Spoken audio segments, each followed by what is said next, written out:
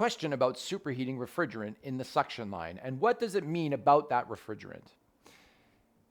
Could it mean that A, the refrigerant stops absorbing heat? If you have superheat in your suction line, which can be indicated in this drawing here, leaving the evaporator, it means that there's no liquid present, that the evaporator's done its job of boiling all the liquid into a vapor so that a 100% saturated vapor actually leaves the evaporator, feeding the suction line and enters the compressor. It does not necessarily mean, like in point A here, that the refrigerant stops absorbing heat.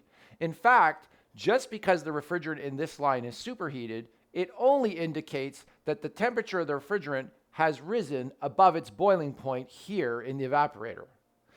Now, even though it's above its boiling point, we have to remember that it boils at a very low temperature. And that temperature is much colder than the air around the suction line.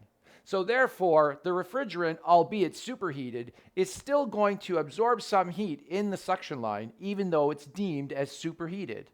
That's because if the air temperature around the line is warmer than the refrigerant temperature in the line, no matter what, heat energy is going to move from cold to hot. In fact, it explains why we insulate the suction line to try to minimize that effect.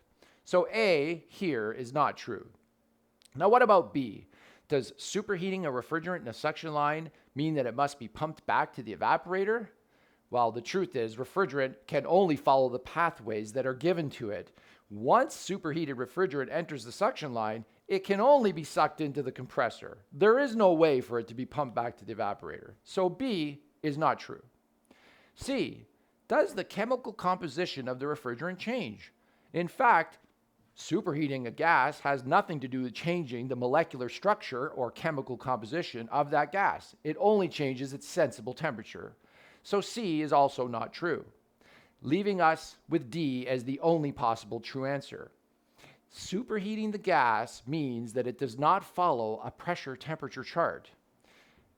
This is a true statement because if you have a refrigerant in a state of 100% vapor or gas, it means there's no liquid present. In fact, superheat always says to us there's no liquid. We want superheat in the suction line to know there's no liquid in the suction line.